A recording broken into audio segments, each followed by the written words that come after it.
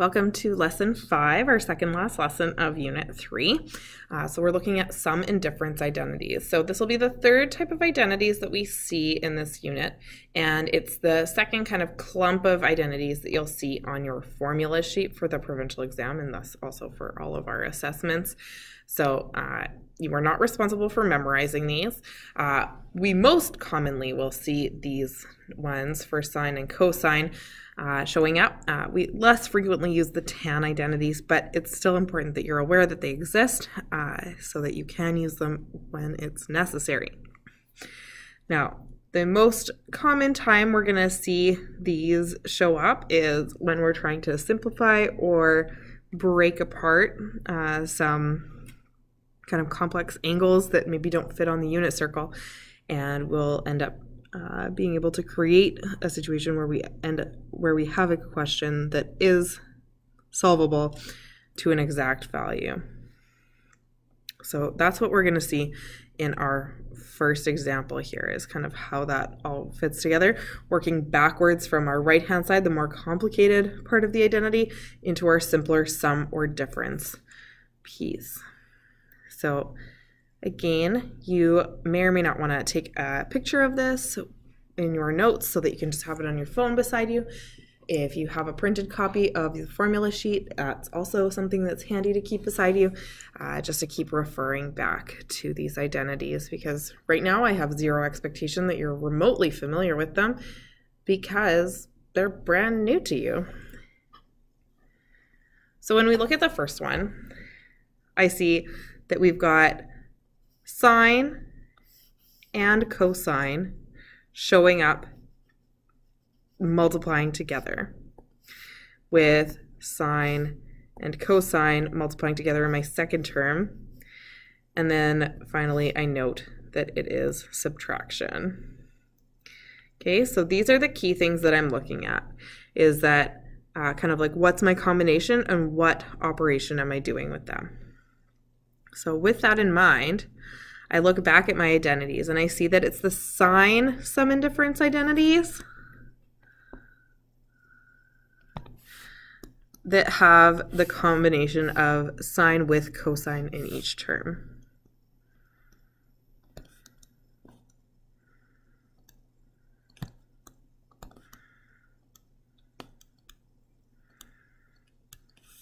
And I also notice that my operations match. So if I'm adding them, I'm adding when I go to simplify it. And if I'm subtracting these terms, then I'm subtracting my angles in the simplified version.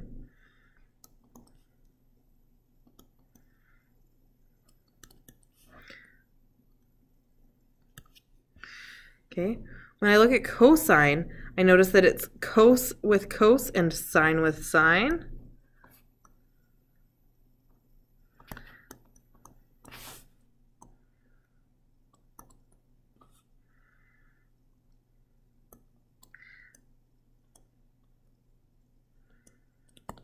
Okay, coses and sines are together, and the operations are actually opposite. So when I'm subtracting, that means I've added my angles, and when I'm adding, it means I was subtracting my angles.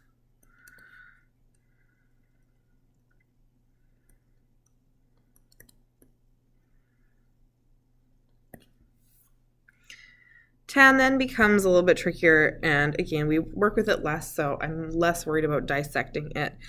If you want to take a second to kind of notice a couple of little nuances of it, go right ahead.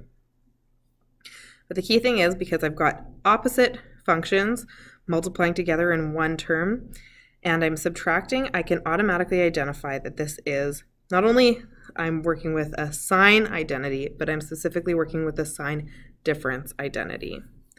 So when I go to simplify this, what I'm going to do is I recognize that it's a sine identity.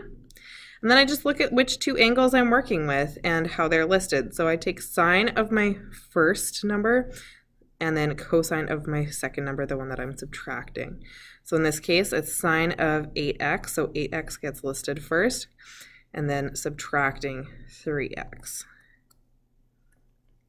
From here, I can then solve it and that simplify further, that's sine of 5x. Okay. This is an equation that I can evaluate. So I'm going to zoom in so that I can write a little smaller. Okay, so remember that when we were talking about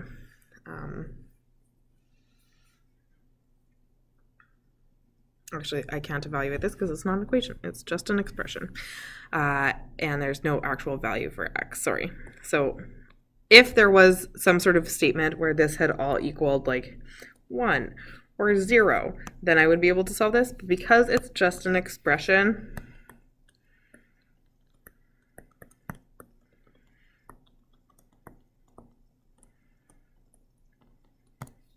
that means one of two things. One, I can't solve for x.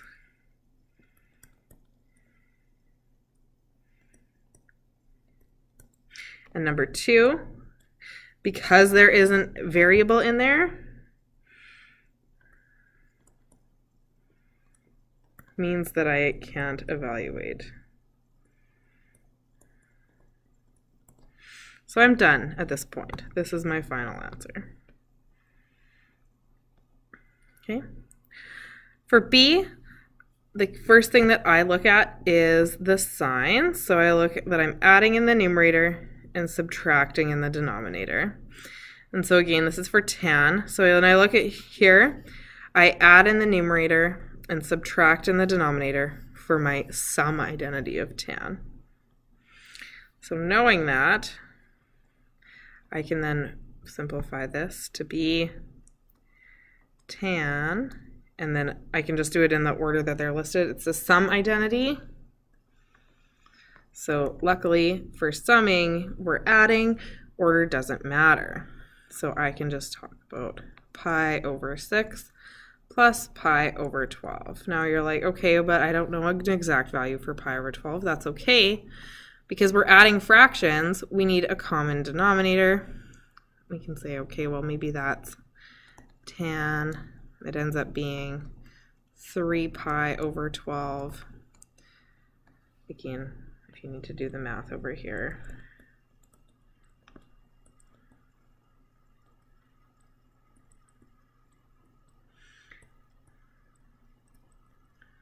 Okay, feel free to do scratch work if you need to, or show it right in here.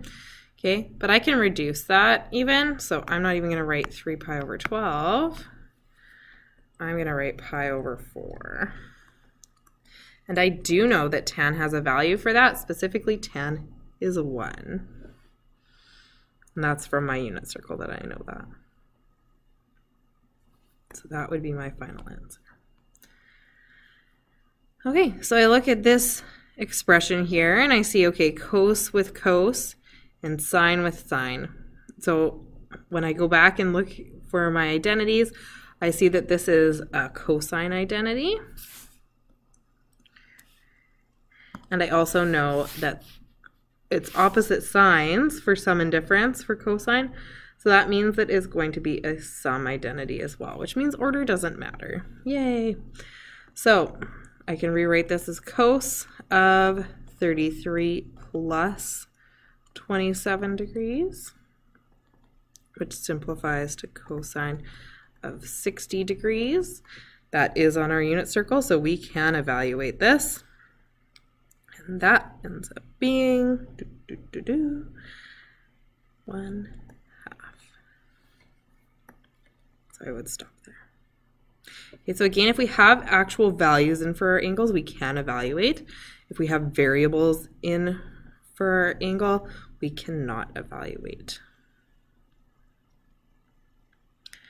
Okay, so example 2 is asking for exact values. And so we look at this and we're like, oh my gosh, 105 is not on the unit circle. I can't tell you an exact value for this, but in fact, you can, because we can break 105 apart into numbers that are definitely much more manageable, and specifically manageable in the sense that they show up on our unit circle.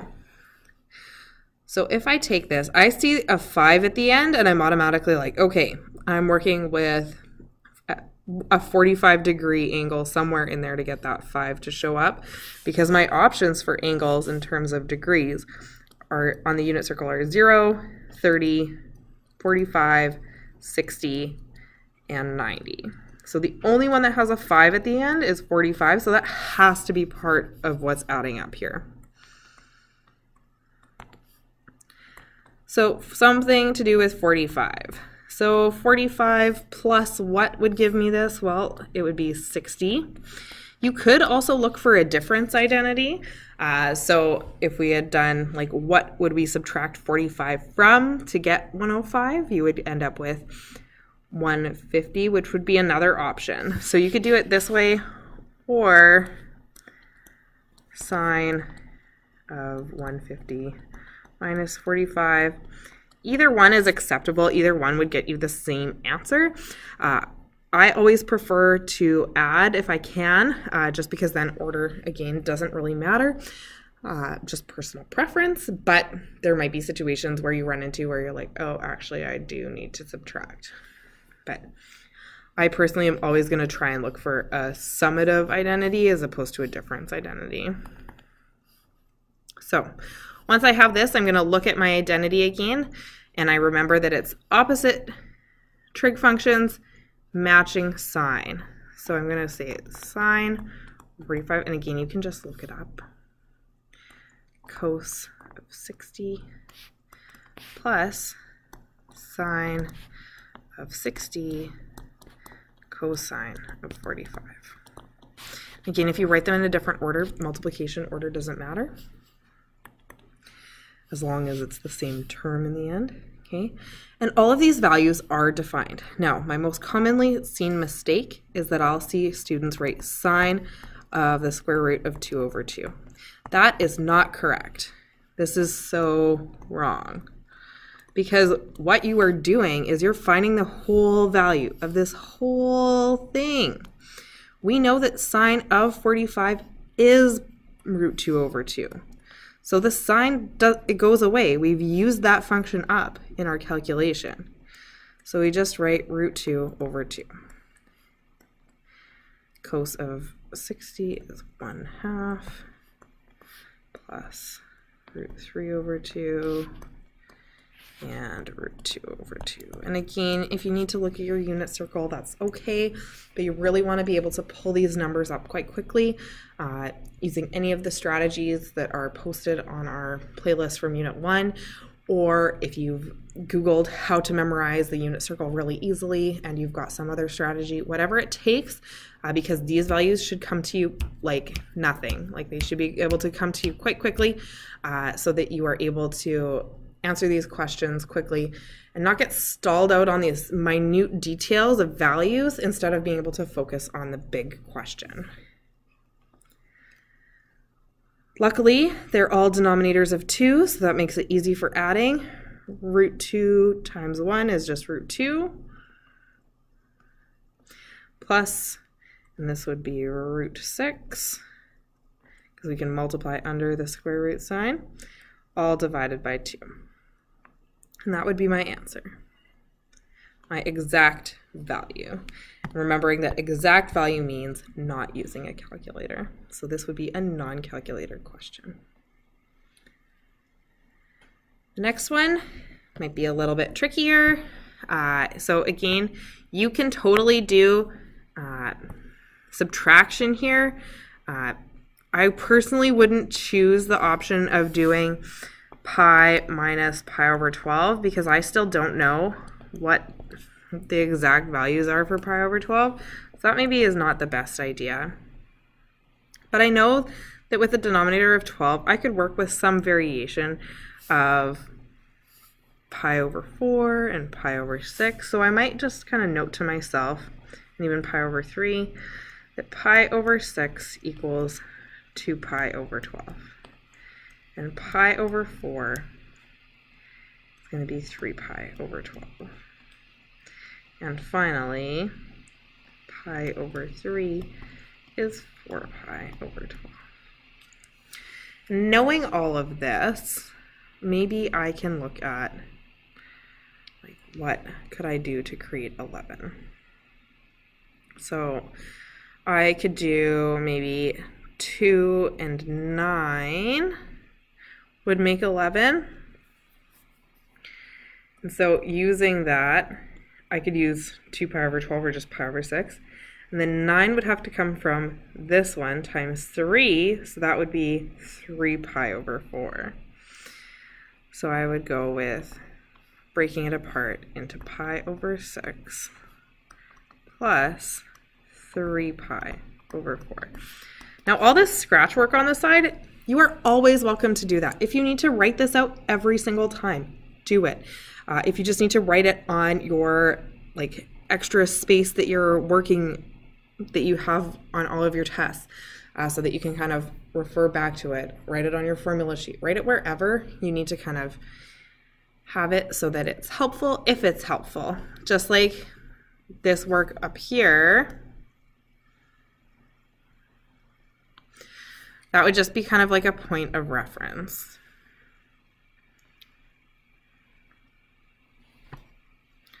So once I have this, now I can use my identity. So it's cos of both and sine of both and opposite signs, if I'm not mistaken. But just to be sure, I'm going to flip back. Cos comes before sine and opposite signs. So I'm going to have cos pi over 6, cos 3 pi over 4 minus sine of pi over 6, sine of 3 pi over 4. And just making a note to myself that since I'm working with 3 pi over 4, that I want to make sure that I'm focusing on quadrant 2. So remembering that sine is positive and cosine is negative in that quadrant. And that comes up right away. So cos of pi over 6, that's nice. It's in the first quadrant. I know it's positive, and it ends up being 1/2. Cos of 3 pi over 4, well, just pi over 4, my reference angle, would give me root 2 over 2. But again, 3 pi over 4 is in that second quadrant, so this would be negative. We're subtracting. Sine of pi over 6 is, oops, sorry, this is root 3 over 2, my mistake, 1/2. And pi over 4 is my reference angle, would be root 2 over 2, and sine is positive in quadrant 2. So again, remembering that you still need to keep in mind that quadrant piece because that dictates sine and that can influence your value in the end. So we've got root 6, negative root 6. Oh my gosh, and I've realized I've just made a mistake up here. 2 times 2 is 4, not 2. So make sure you change that denominator. So subtracting 6 and subtracting root 2, all divided by 4. Again, remembering to multiply those denominators. Sorry about that, I missed that in the last example. Okay, so a couple key things to watch out for. Always watch out for those arithmetic errors like the one that I made, not multiplying 2 times 2 and just keeping a denominator of 2. Watching out for negatives, making sure we think about the quadrant. So there's more and more and more to think about with every layer that we add to these identities. So that is the main reason why this unit is considered very hard by a lot of people. It's just it's so many pieces from so many places all coming together. So let's look at example 3. Prove this identity. Okay, so again, the right-hand side is pretty simple. It's just sine x. It's just a straight-up trig function. And for that reason, I am not going to work with that side because how on earth am I supposed to make pi appear out of thin air? So instead, I'm going to work with my left-hand side, and I notice it's subtracting angles, so that means I'm using a difference identity. So we'll start by just rewriting it. And then referring back to the top of my lesson if I need to. I've got sine of pi, cos of x, minus cos of pi, and sine of x. From here, I know that sine of pi, if I think back to my unit circle, it's my y value. So at pi, y is equal to 0. So this is 0 times cos x minus, and cosine of pi, that's -1 sine x. What happens here? Well, multiplying by 0 means the whole thing's 0.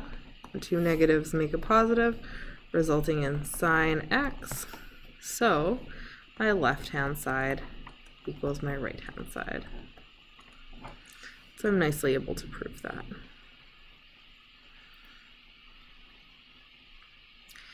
Given angle A in standard position with its terminal arm in quadrant 3, and cos of an angle A or alpha, and cos of alpha is -3/5, and angle B is in standard position in quadrant 2, and sine of beta is 1/3, determine the exact value of my summative identity. I guarantee you there will be a question like this on the test. There will probably and most likely 90+% odds be a question like this on the provincial exam, or they might ask, or some variation of this where they ask you to like identify a student's error or explain how you would solve this type of question. So this is a big one. Okay, we will almost always see one of these questions on the provincial exam, which is why I can guarantee you right now that there will be a question almost exactly like this on our unit test. So we need to make sure we understand this one. I personally, and my visual learning self, always start with a picture. So I'm going to start with angle alpha, or angle A. It says it's in quadrant 3. I'm just going to draw myself a triangle. I don't really care how accurate this angle is. I just need some sort of reference picture. And this is alpha. Okay. The value of cos makes sense that it would be negative because it's in quadrant 3, is 3/5. Now recalling SOHCAHTOA, I'm looking at this one for cosine. I'm like dealing with adjacent and hypotenuse. So adjacent would be 3, and hypotenuse is 5. Now, you may or may not recognize this as one of my Pythagorean triples. You would want to solve for this missing side. So you could call it like side y, side whatever you want to call it. O, I'm not a huge fan of O just because it looks too much like 0, so I'm going to call it y.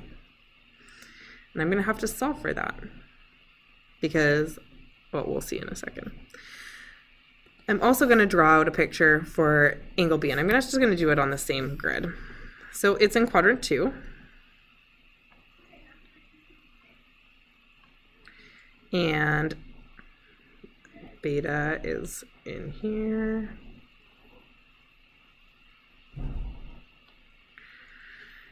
And again, for sine, it's opposite in hypotenuse, so I'm going to be dealing with 1 and 3. And I'm going to be solving for this horizontal side, which I'm going to call x. So why do I have to do that? Well, it comes out when I'm looking for my exact value. So I might hold off on that for now, just so that you can kind of see where it manifests as to why I need those things. I'm going to start trying to actually solve my question because I'm looking for the exact value. So again, it's going to show up on the non-calculator part of the exam and on the test. And I want to just be able to break it down.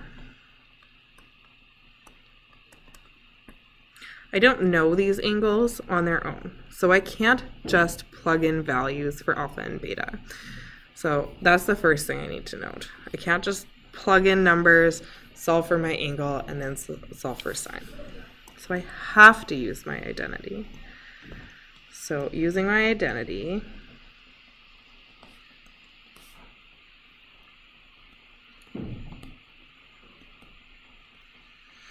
I see that I need both to be able to identify both sine and cos of alpha and beta. Right now I have cos of alpha, so I can fill that in right now. That's given to me. It's -3/5.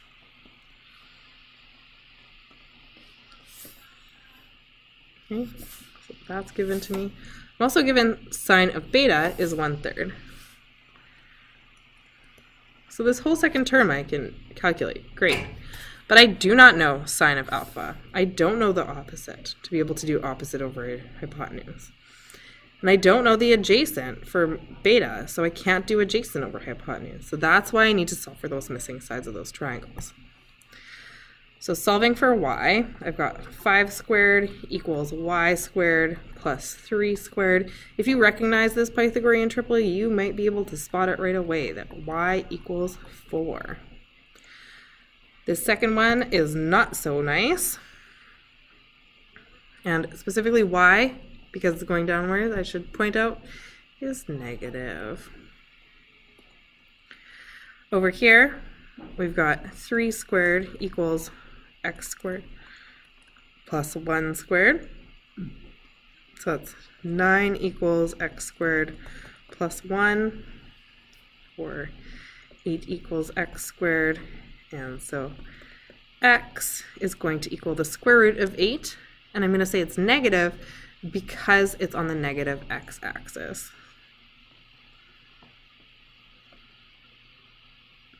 Now that I have these values, now I can finish creating my ratios for sine and cosine using SOHCAHTOA.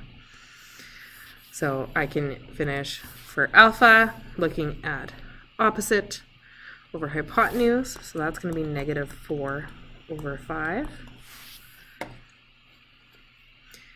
And for cosine of beta, it's going to be adjacent, which is -√8/3.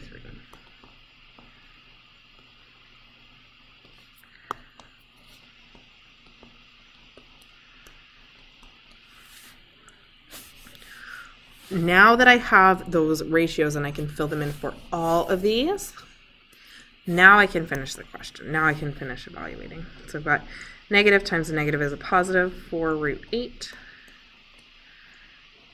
And you could even simplify √8 if you want. So you can work with √8. You could have also written this as -2√2, in which case that would have simplified to be negative or positive. 4 times 2 is 8√2. -3 times 1 is -3. All over 5 times 3, and it's the same denominator in both cases, 5 times 3 and 5 times 3. So I can put it all over the same denominator of 50. And that would be my final answer. We just don't need to worry about that positive sign, but that would be where I would stop. So you need to solve for these missing sides.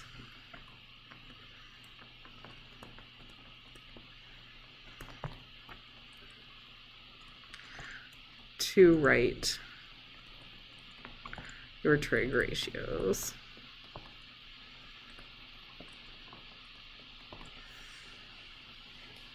Okay, so that's a big piece. Now, if you didn't spot these negatives, your other way of thinking about it is we know that cos is negative in quadrant 2, beta is in quadrant 2, so this had to be negative. So if you didn't identify that negative here, that's fine, as long as you identify it when you are actually writing the ratio into your equation. Same thing happens with 4. You may not have recognized that the 4 should be negative because it's going downward and it's a y value, but you should recognize that we're in quadrant 3 and the value of sine is always going to be negative in quadrant 3. So again, so much to keep in mind. Example 5, bear with me. So that question is a big one. We typically see it. This is a pretty common question that shows up. If I had to choose though, example 4 is by far the most common one to run across, so that's why that one's really important. For example 5, solve the equation cos 4x cos x plus sine 4x sine x equals 1 over the domain 0, is less than or equal to x, which is less than or equal to 2 pi. So a couple things happens right here. First of all, I can now solve because it's an equation. Yay! So this might be a little bit more like less than 2 again. I look at the domain and see that it's in radians.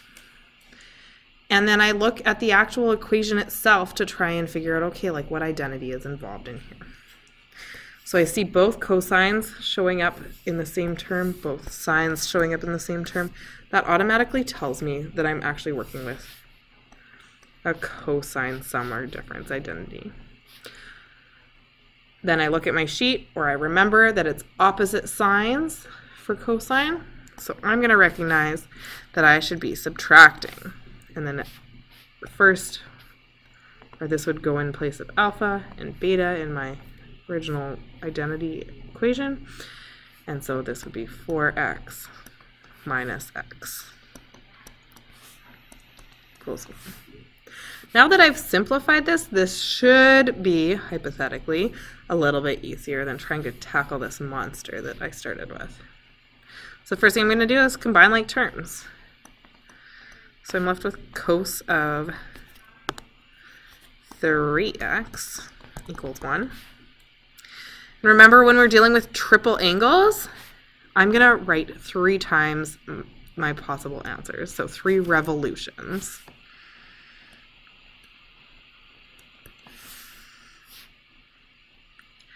So in this case, 3x could be, well, when does cos equal 1? Remembering it's my x value, so that happens at 0, 2 pi would be 4 pi and 6 pi. So then dividing by 3, each of these,